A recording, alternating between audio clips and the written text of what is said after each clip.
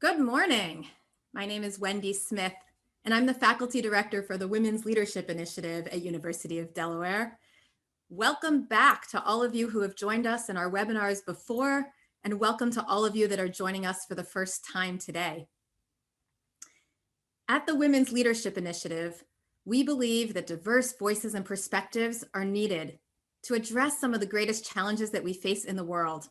So our goal as an initiative is to bring as many voices to the table, helping more women of all backgrounds raise their voices and supporting men to engage with these diverse voices. This is our first webinar of this series. And as we thought about creating this series, what we wanted to do was to bring to you some of the greatest people that we have had a chance to connect with, some people who are truly trailblazers and changemakers, and think about the work that they've done as a moment for inspiration for all of us as we go forward in this world that we're living in today. We have a great lineup, so we hope that you can join us. Our webinars are free. We have all of our recordings available on our website for free. And if you're interested, at Women's Leadership Initiative, we have created facilitated discussions based on these webinars, mostly for employee resource groups. So we invite you to use these webinars for your own groups or reach out to us if we can help you to facilitate a powerful conversation with your group going forward. We'll reach out and send an email early next week once we have today's webinar posted. We are so grateful to our sponsors of this series who've helped to make this free. We're really grateful to PNC, who as an organization believes deeply in advancing gender equity and has supported the work that we do. We're thankful to Barclays and Delaware Today, InvestNet and Wawa's. If you or your organization want to sponsor our series going forward, please feel free to reach out. In addition, we just want to let you all know, as we've gone into lockdown, Women's Leadership Initiative worked hard to take advantage of this moment, take advantage of the work that we're in. We had to cancel our 3-day executive forum, Rise Up, and are looking forward to getting back in person. But in the meantime, we've launched an online certificate program.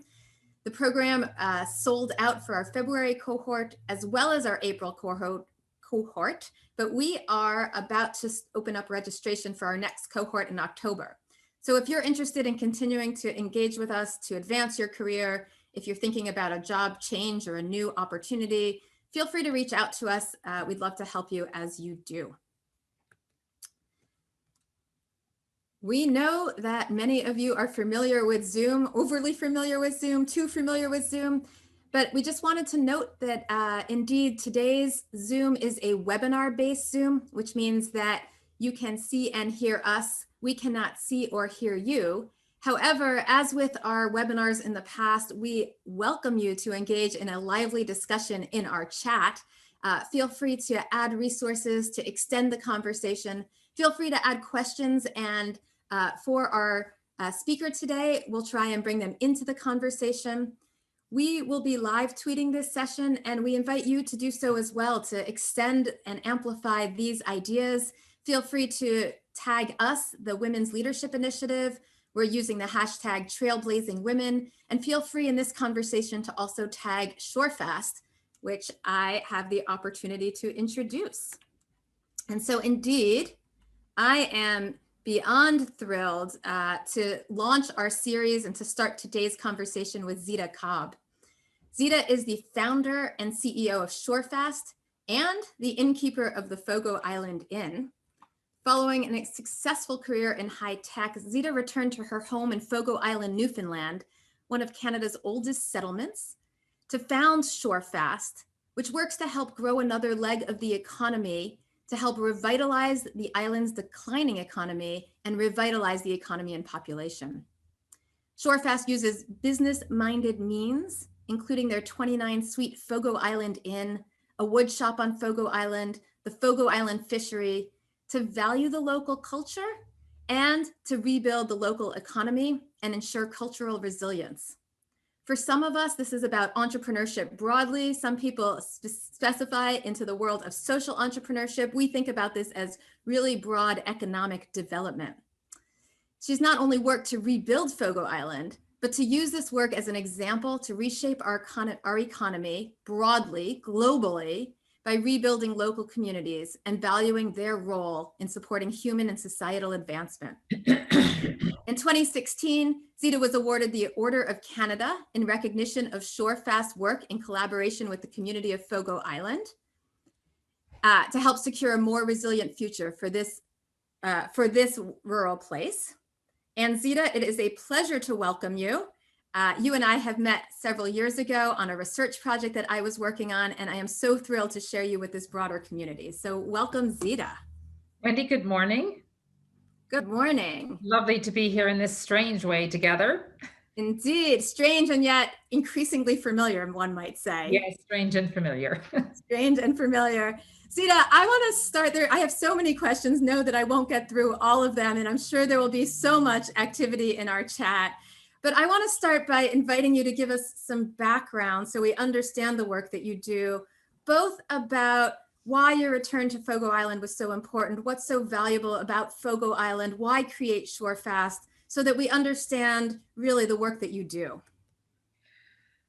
My goodness, it's hard to say it all in a short time, but fundamentally, I think our work is about how we belong to the world. I mean, any of us. When I say we in this sense, I mean we humans, and how we navigate slippery times and slippery systems. I mean, one of the great mysteries to me is that somehow we humans are creatures of nature, but we rarely create human systems that serve nature or actually serve our sort of fundamental beings. And so I grew up on Fogo Island, and I jokingly tell people, but it's not really a joke, that even though I'm 62, I lived in 3 centuries, because I really lived in the 19th century until I was 10. Around that time, I lived through and witnessed the impact of the industrialization of the fishery, which is the ultimate kind of reductionist thinking and wrong business models that really destroyed a way of life and a culture that had been there intact for such a long, long time, like hundreds of years. And my career was in wave division multiplexing. So in a way, these are the little optical bits that allow us to do what we're doing now. So in a way, I've kind of seen these 3 centuries, and I'm concerned that some of the things we're doing in this century are actually not supportive of people in place either. So I think we have some things to get right. And I'm a big fan of Elinor Ostrom, the economist, who won the Nobel Prize, and kind of Ostrom's, I don't know if it's a law, but she said, that which is possible in practice is possible in theory.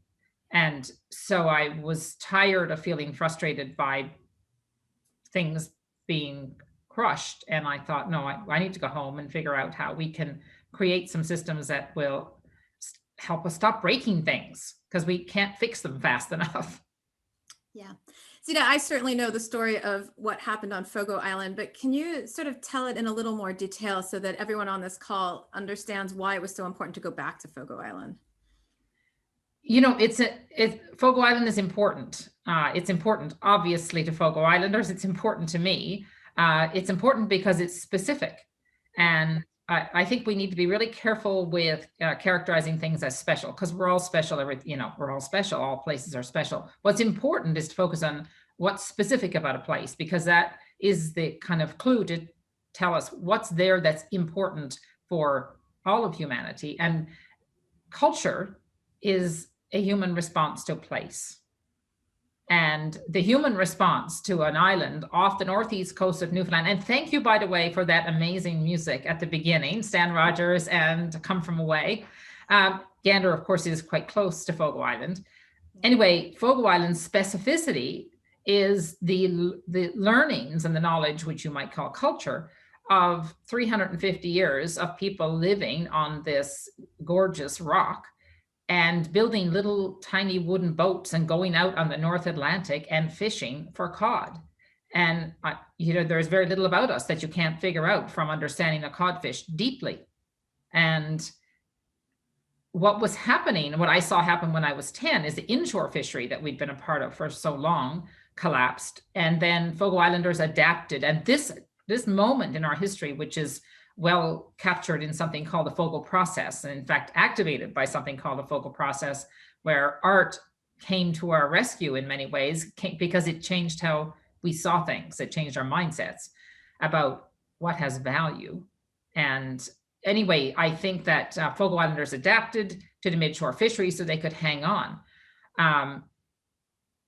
We can't, in my career, which was everywhere, it was on every continent, and I was buying companies all over the world in the technology sector.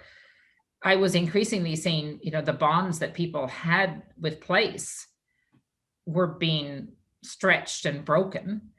We're kind of created a world where everybody's thrown into some kind of orbit, and that makes us all kind of anxious. And I think these bonds with place are really important, and that's why. And to me, the place I'm most bonded with, the place I've learned the most from, is Fogo Island. So it makes sense that would be the place that I'd want to work. And I've heard you talk about Fogo Island both as having these unique features, different ways of knowing how we, I think I've once heard you describe codfish was almost a member of the family. It was such a part of, life. And yet at the same time, talk about how Fogo Island is an example of, or you could think of any rural community that might be dying because its main resource is diminished. And not just any rural community. People, there are cities, there are neighborhoods that are being diminished. And I think it really comes back to the question of, what are we optimizing for? And I'm assuming we have many business thinkers and people on this call. And I'm a big fan of Schumacher, and E.F. Schumacher, that is the economist who wrote the book Small is Beautiful. And I think his two great sentences set us up well to think about what has value. And the two sentences are, nature and culture are the two great garments of human life. I have never met a person that disagrees with that. And business and technology are the two great tools, two of our great man-made tools, that can and should serve nature and culture. And that's not what we've been busy doing for the last 50 years, for sure. And I think we've created all these problems that we then try to solve with, sustainability models and all these words that really just are asking us to stop breaking nature and culture. Yeah. And so, part of the solution is, or as you talk about it, going back to community economics, right? So Schumacher, Small is Beautiful, local. You certainly talk about the book, The Third Pillar by Rajam, that just came out around communities. So unpack for us what that means and why. Like, what is community economics and why? It's such a mystery that, well, first of all, I don't know that you'll find three people, except the economists, that would have the same understanding of what the economy means. Yeah. And so, we hear that the economy is doing really well lots of times, maybe not at this moment, although I guess it's getting better. Yet there is an increase amount of despair in an increasing number of places. And so you can go to local communities, big and small, certainly across Canada, and I'm sure across the United States, everywhere. And people are not doing so well in the places they live. And so the economy is working, but our economic lives are dysfunctional. People have very fragile economic existence. If you can't have economic dignity, how on earth can you build a life? Because there's just no sense of continuity. And so then you start to realize, well, wait a minute, we humans, even though we don't look like we're embodied today because we only see each other in 2 dimensions, we are embodied creatures. We first and foremost are physical, and we have a relationship with physical places.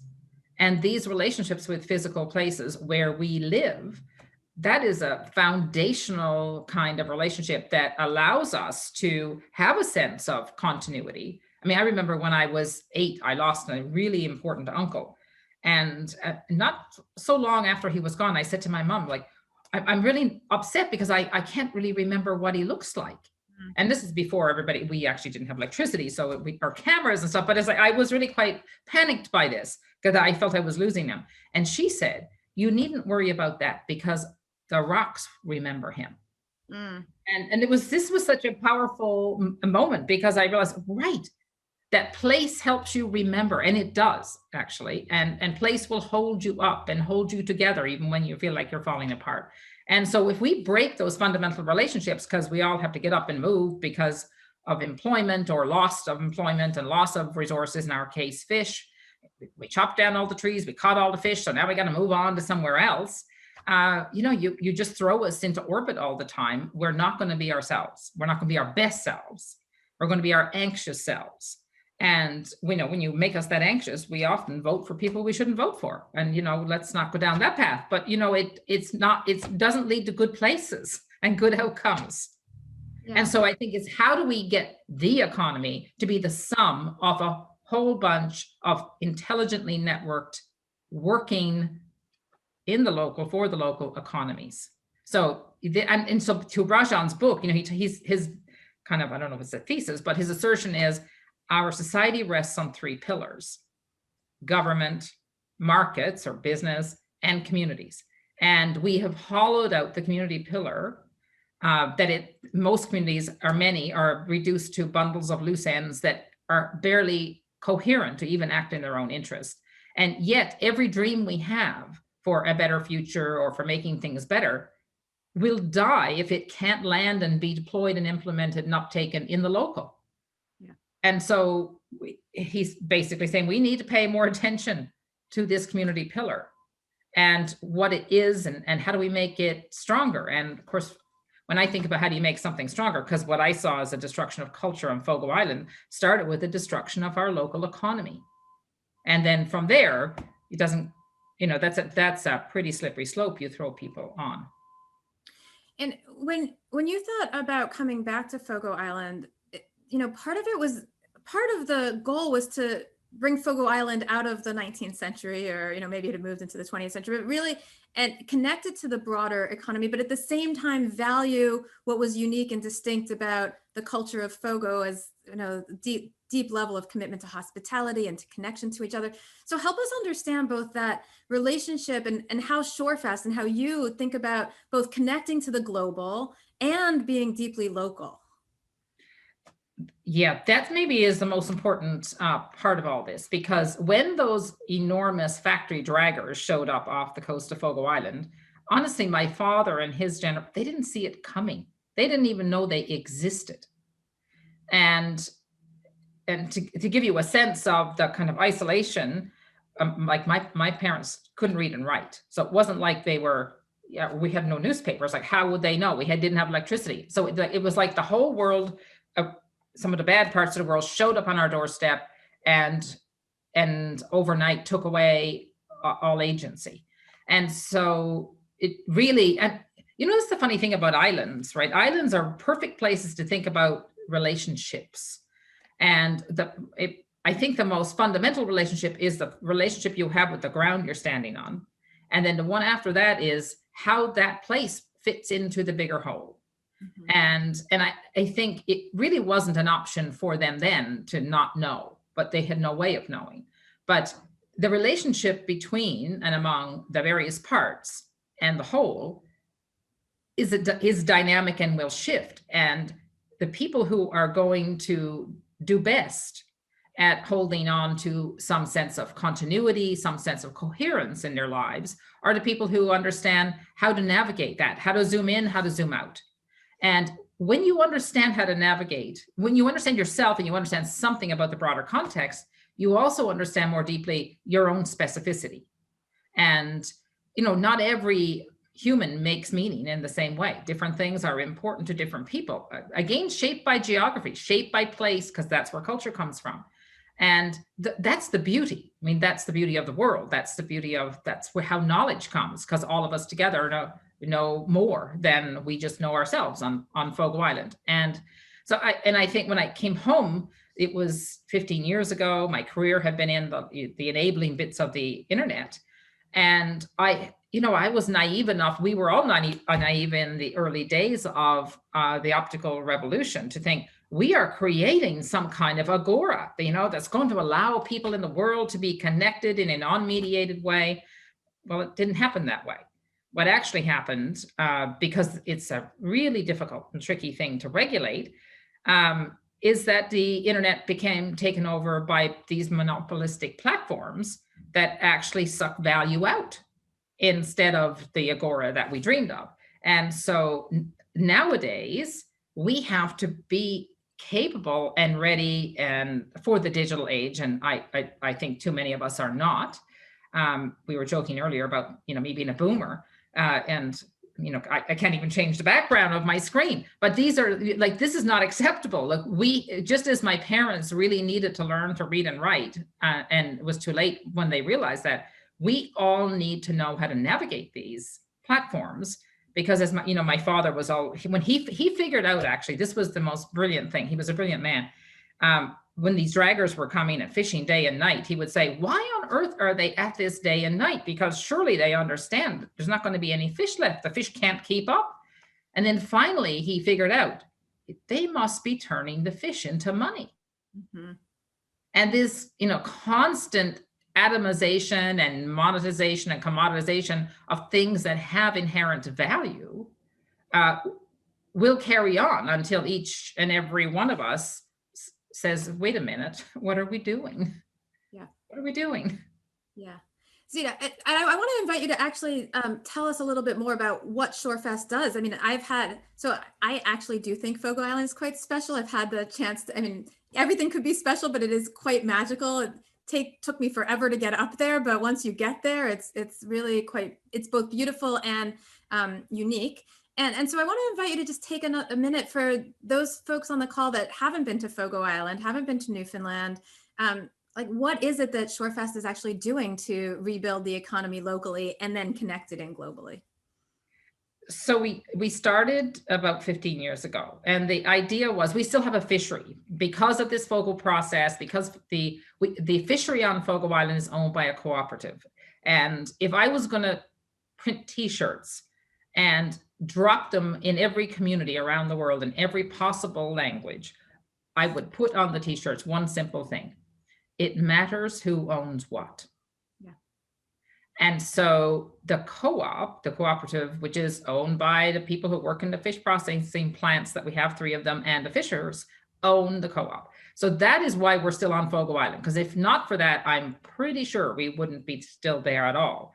But the fishery is essential because that's what our culture is derived of, it because it's our relationship with the sea, but it's not sufficient, as they say, and not every person that comes out of our high school is going to work in the fishery, and the fishery itself has changed to be more capital intensive. So the question in front of us 15 years ago, and what the us I used then was, I started with my brothers, 2 of my brothers, and started a charity, a registered charity of Canada called Shorefast. And I took the money from my business career, and being a sane person, I took the money home with the intention to spend it. Yeah. And we looked at what was, there are 10 communities on Fogo Island, and we were lucky enough to have people in the community, including one of the mayors who was a bit of an expert in asset-based community development. And we just, that old expression that if you commit yourself to something, the world moves with you. Well, that's true. And I can tell you that's true, because we thought we knew everything. That's the danger with business people, right? We think we know everything because we've achieved some things. We think we know how to organize resources anyway, but we're actually half blind. We're like, coming out of a business career, you're really half blind because you don't actually see the things that have inherent value. But we were surrounded by people who did and helped us. And through this kind of process of saying, what do we have here? What do we know? What do we love? What do we miss? What can we do about it? Which are the questions of asset-based community development. You actually don't have to think too long on this to realize that Fogo Islanders are inherently predisposed to great hospitality. And this is a place that needs a great inn that can live, at a world scale and be respected at a world scale. So that's what we started with, this idea of hospitality. But we didn't start building there. We started with art. Because the most dangerous thing that happens to us humans is we get caught up in our brains, we forget about our entire humanity, and we trust our brains, and all our brains do is manage risk, but our brains don't actually know what's important. Until we can engage kind of our whole way of knowing, we're kind of blind. But art is a way of engaging a broader way of knowing. And so we started with art. We started something called Fogo Island Arts, which it's a residency-based program for contemporary artists. We built some little studios that for the artists to come and restored old houses. We used to be 5,500 people on Fogo Island, and now we're about 2,500 people. And we have some homes that are, sometimes hundreds of years old that, like many, didn't have electricity. The house I live in didn't have electricity. The first thing I had to do was get it wired, not meaning for the internet, but for electricity. And that, I was doing that not so long ago. But anyway, so then artists started coming. We built the inn, which, and so of course, now when you start a project like that, this is an opportunity to build relationships. And I think this kind of thinking about an inn or thinking about a business as relational. How does this inn belong to this island? How does it belong to Newfoundland and Labrador? How does it belong to Canada? How does it belong to the world? And so always understanding as you navigate your place, your decisions in relationship to the whole. So in the making of this was, I've learned more in the last 15 years than I learned, well, other than the first 10. That was the heaviest learning, and then the last 15. Zeta, I know really we have a big hospitality program at UD. I think some of our hospitality students are online. I know the hospitality industry has been hit hard in the pandemic, and you are in the hospitality. One of the things that you do is in the hospitality industry. And I know the Fogo Island Inn has been closed as a result for a while. How are you thinking about that and navigating that and thinking into the future, given that the inn is such a source of support to the island and the island is such a source of support to the inn? Yes, because it's a tangle. It's a regenerative tangle, and it has been exceptionally difficult. I mean, hospitality. Well, let me talk about hospitality, and I'll come back and talk about this past year.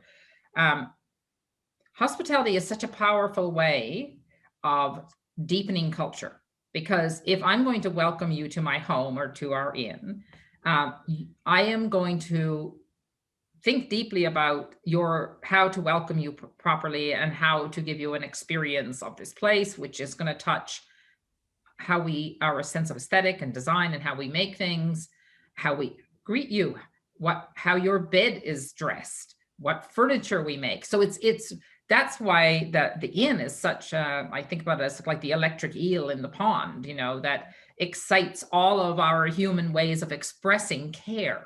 And that's what hospitality is. Hospitality is caring and expressing care.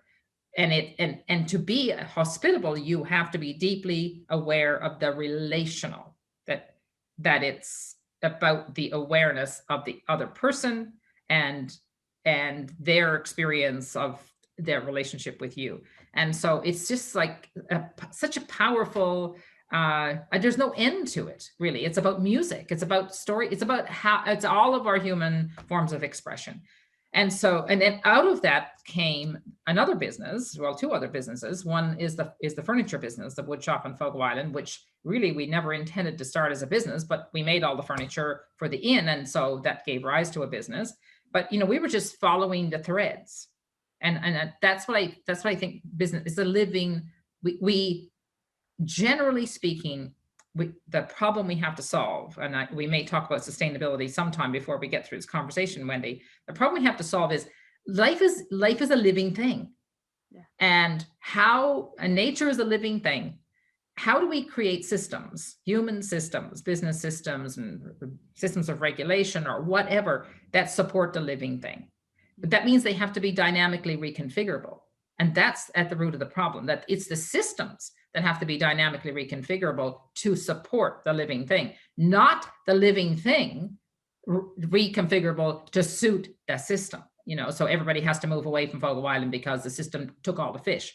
So to come back to your more specific question about the near term, so when the pandemic started, which is, I know we all know, a year ago, just about exactly, the province of Newfoundland and Labrador placed a ban on anyone coming into the province.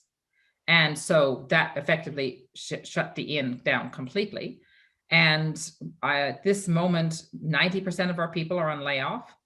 And it has been, the inn is just waiting, and we're waiting for this. We're waiting and waiting for the ban to be removed so we can open. But in the meantime, we're not sitting around, not planning and working for the future. So that goes on, but it's a really, really tough time. I mean, we are in Canada, and the Canadian government has rolled out a whole series of programs that, help people at least not starve to death. So that's helped. And, our business is shut down, and we've taken on all kinds of debt that we've had to take on, which is a part of, a federal program to help businesses survive the present to get to the future. So we've done all of that.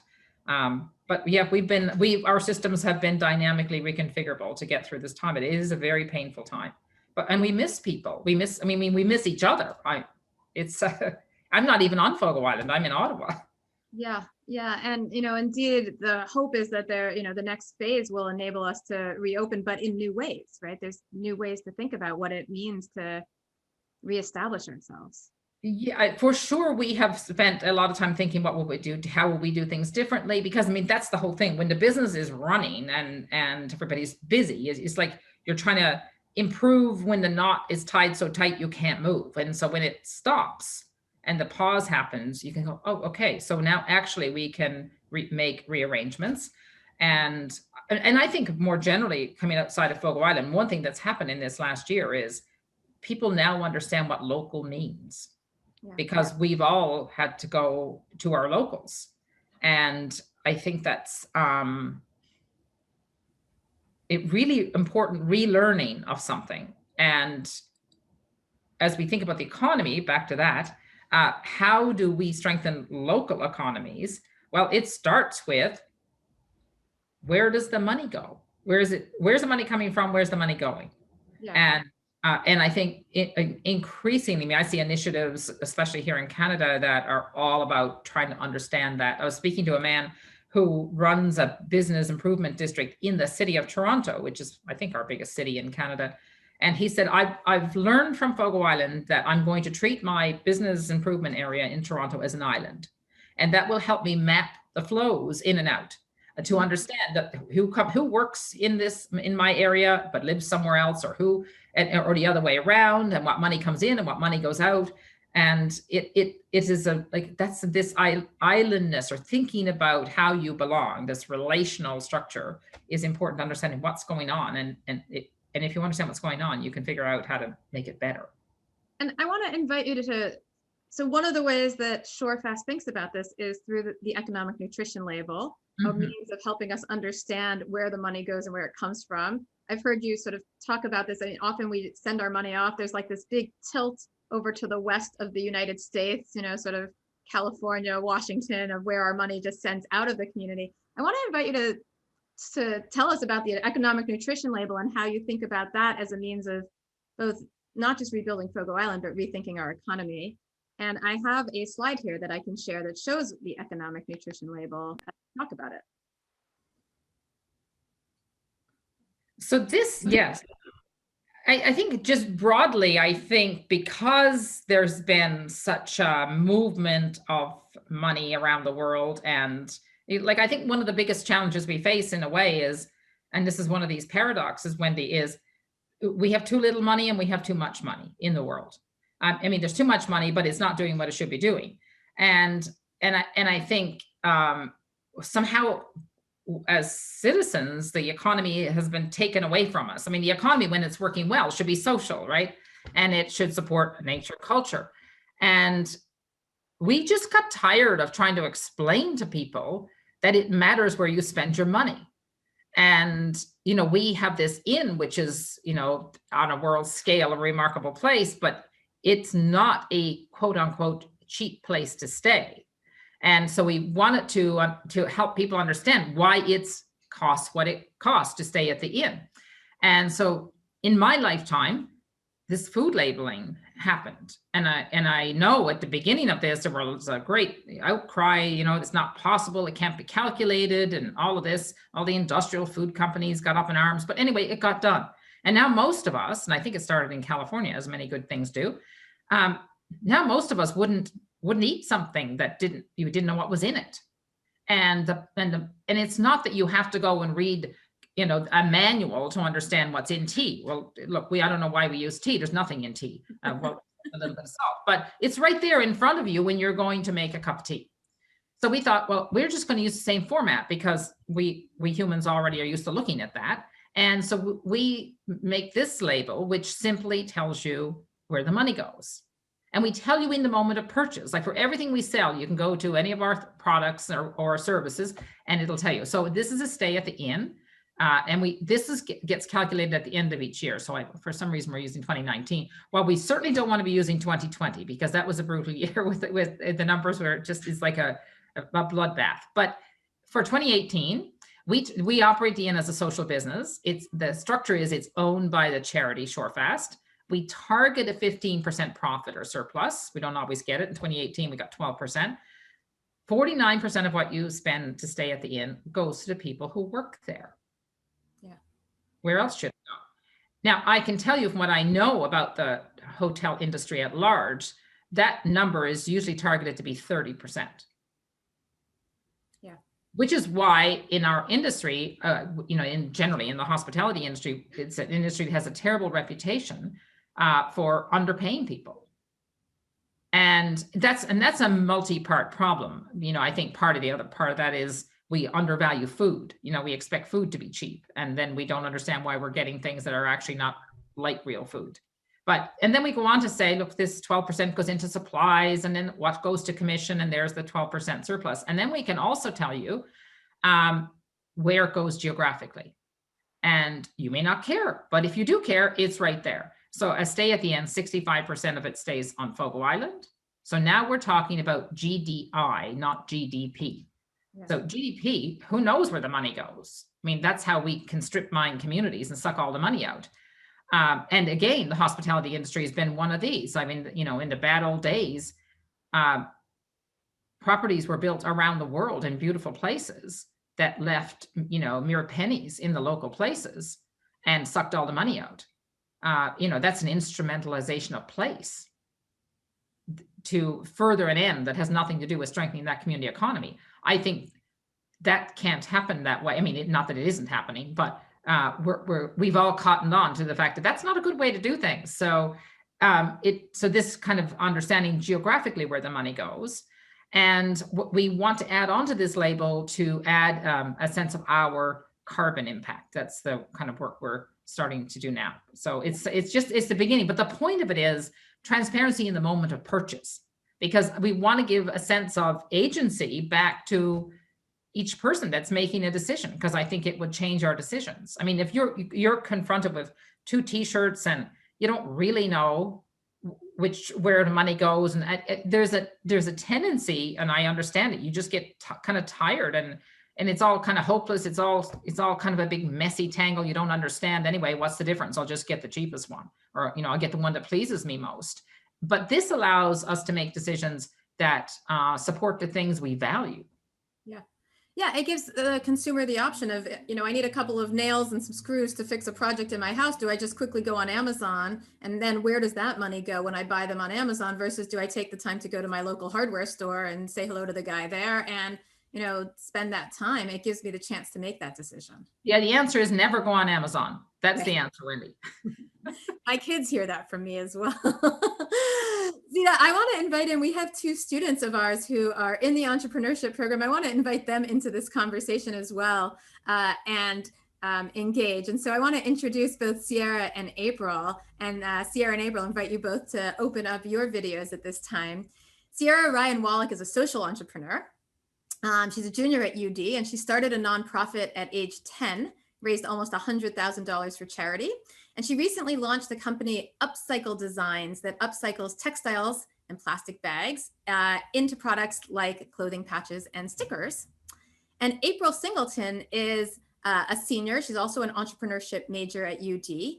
And she has done a number of things, like develop an international dance tour to share historically Black stories, to launch a youth program, and to create startups to help teens address inequities in their school.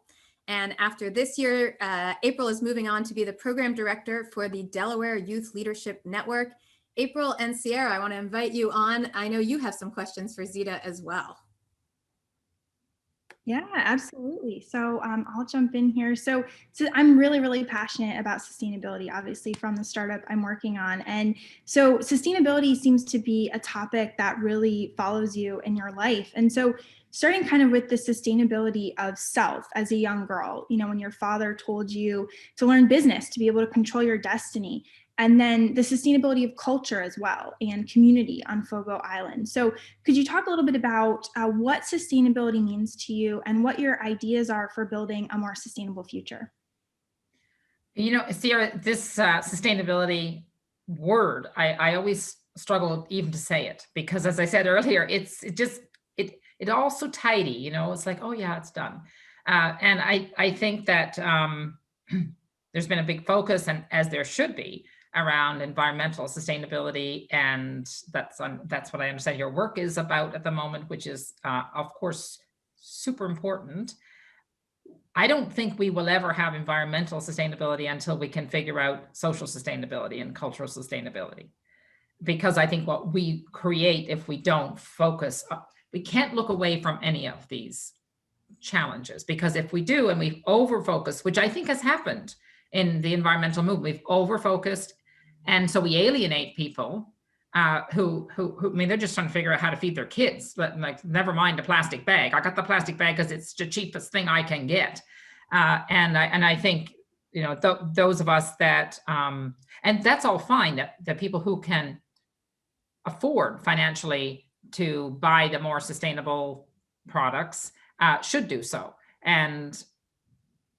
But I think we can't hive sustainability off into only one aspect. I think we have to. So for your work, for example, wherever these products, that whether they're plastics or whether they're coming from, you need to be aware, and I'm sure you are, of where they're coming from and who's producing them, and is there a business model around how they're collected, and then how they are recycled or turned into something else. Like that, you can't do your recycling in a model that leaves people with a lack of economic dignity either, because then you're just creating a different kind of a problem. So I mean, it's also one of these words that is mushy and nobody really understands what it means in any given moment, but you have to be holistic in thinking about sustainability. And I think it's almost about hospitality in a way. Hospitality is about being aware of the whole, being respectful and of the relationships, and it is about a web of relationships. So why would you be disrespectful of, and throwing plastic bags in the harbor on Fogo Island? Like, that's just being utterly disrespectful of the living system.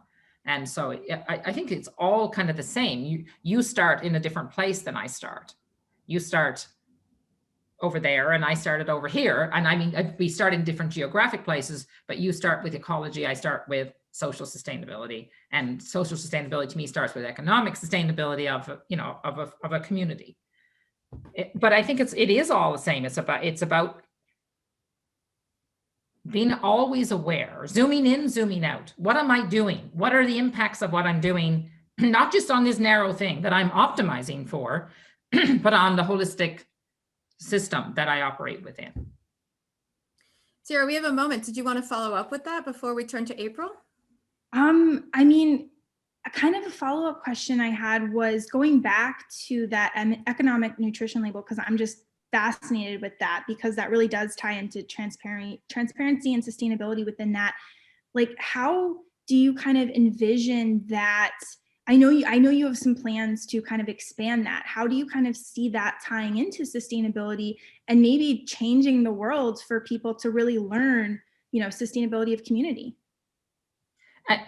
We are using that nutrition labeling in our own business, and we're in the process, exactly what you said, of trying to figure out how can we deploy that more broadly, or cause it to be deployed more broadly.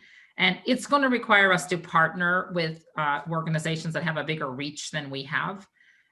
We are in the process of doing a pilot project to create a community economics platform or network that starting with a goal of being pan-Canadian.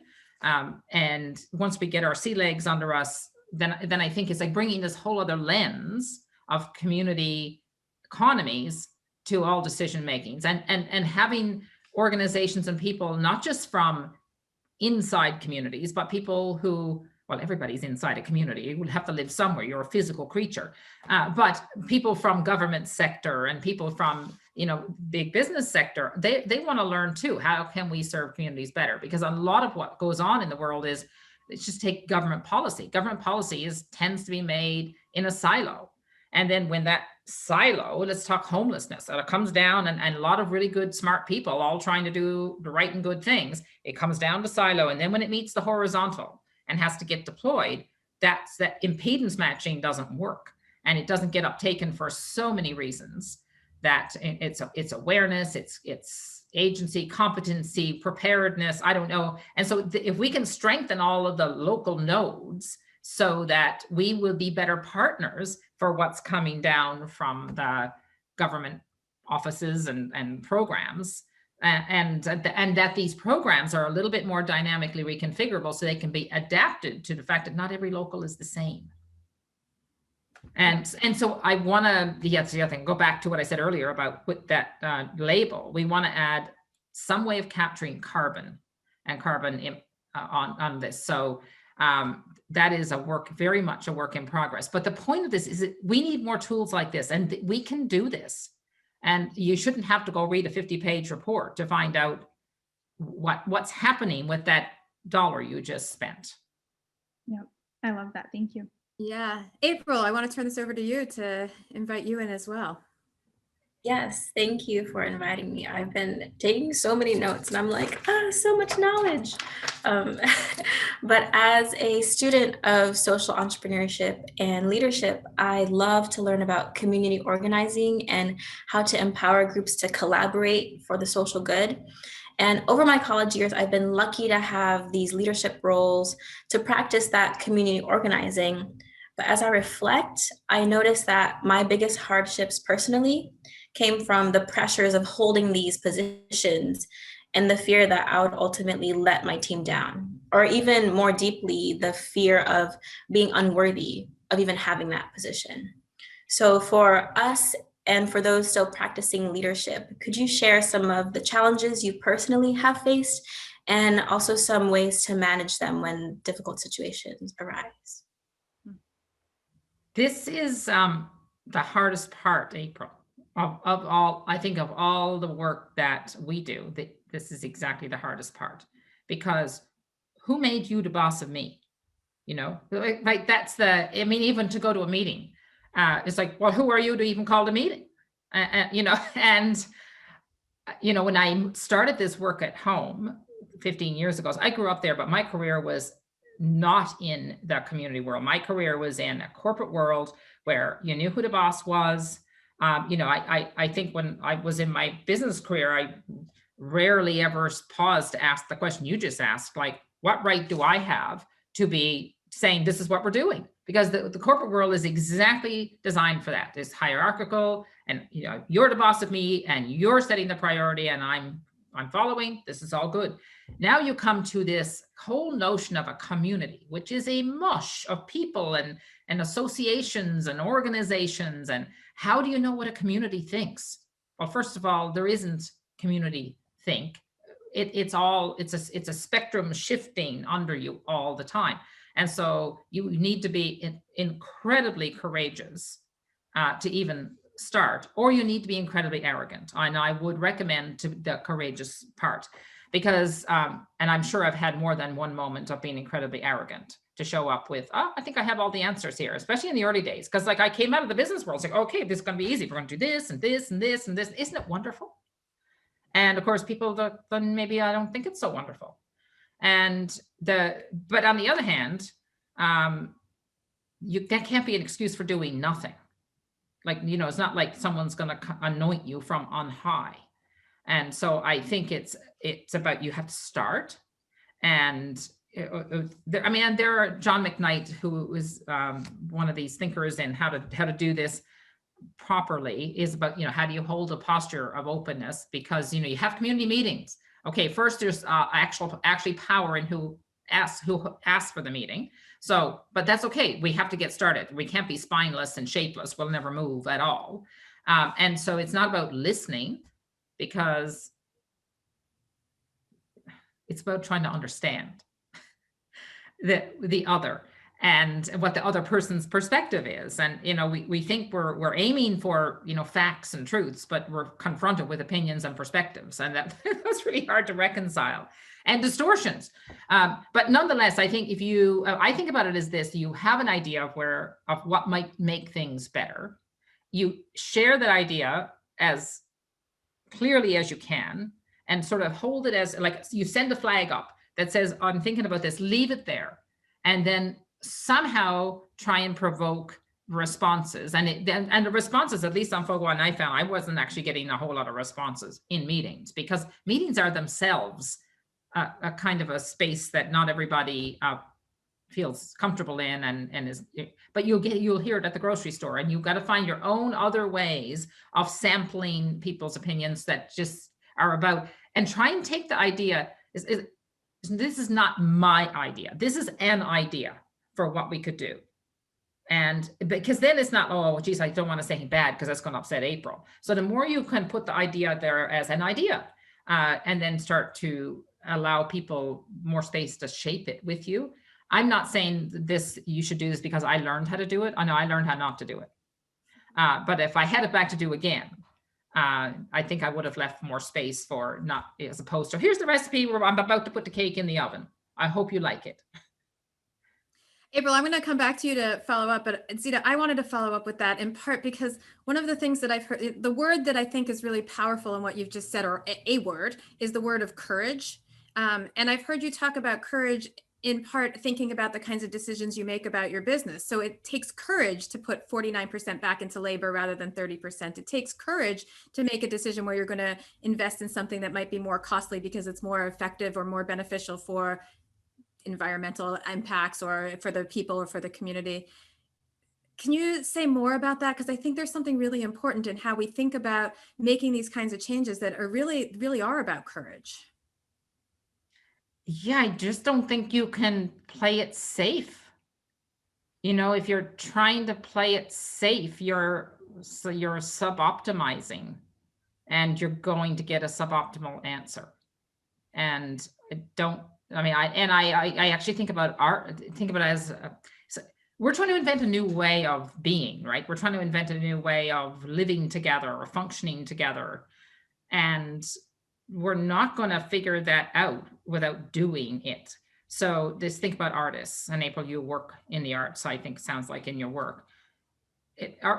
Artists who play it safe make shit art. So why would we think we're going to do good work in social innovation or social enterprise by just playing it safe? Now, you might have to retreat from some place you went that you realize, okay, this is not going to work. And that's okay. You will, in retreat, you will learn something. But I think if you're not feeling like you're working at the very limit of your ability, then you're not learning as much as you can, and you're not in any danger of making change because you're just playing it safe. What's the worst that could happen? People talk about risk. Let's talk about risk, because when people say risk, they usually mean financial risk. But we are faced with so many greater risks than financial risk. Like, you could say to me, and many people did, who in their right mind would spend all that money to build an inn for 2,400 people, for the economy of 2,400 people off the coast of Newfoundland? Like, that is not a smart business decision. And I would say to that, I think about all the risk. Well, the risk is, yeah, you could lose all the money. It might not work. But the risk of not doing it is you could lose the culture. That's a far greater risk. Mm. And also, if you're thinking about whether it's a good investment, it depends on your time horizon. My time horizon is 100 years. And if you amortize what we spent to build the inn over 100 years and the return that we're going to have over 100 years in terms of continuity on that island, that's an enormous return. So, that do not be drawn into the reductionist models that have caused us to make this destruction that we're all trying to fix. April, did you want to follow up with that? Yes. Just having a breath to take it all in. When you talk about creating a optimal sort of a new way of living, you're going to face that resistance, maybe from people that don't believe in mindfulness or don't believe in having a relationship with the physical space that they live in. How do we bring those people into the conversation so that they can still benefit from the vision and the new way of life that could benefit society as a whole? Yeah, that's like sort of same as you go out with, even if we can find the courage and we put ourselves out there, everybody's got a different perspective and therefore a different opinion. When I was starting all those years ago, the mayor at the time reminded me that everything is Gaussian, meaning, that normal distribution curve, 80% in the middle, 10% over here, and 10% over there. And he said, there will be 10%, he said, I can tell you right now, who will not like what you're talking about, will not like anything about this for their own reasons that he says, I suggest you ignore.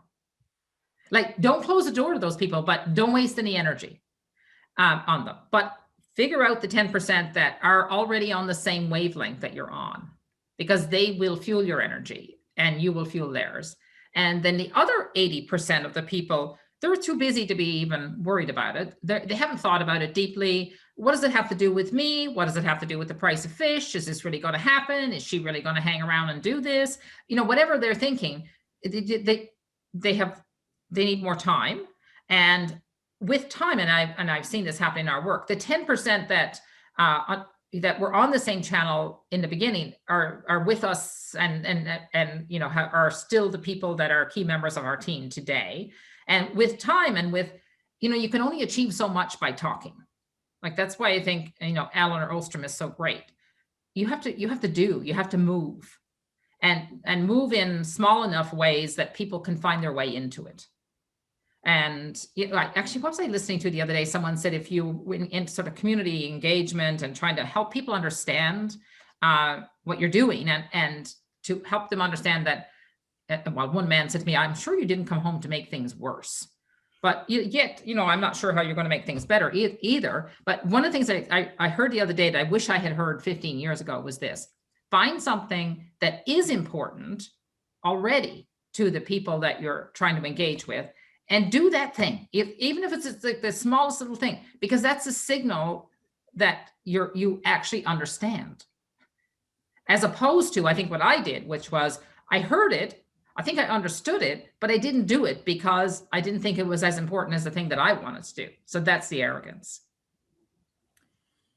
There's so much more to be said. There are all kinds of great comments in the chat, some great questions, and we have about 2 more minutes. And so what I want to suggest is that maybe this is a great point of stopping, because in part the inspiration to just start with that one small thing that you feel passionate about, that you have the courage to do, is really the way to get into and start into the conversations about how we reshape capitalism, or really just reshape our world to look like what we want it to look like. I know that Amy Rousel, who is on the Shorefast team, has been responding to some of these questions.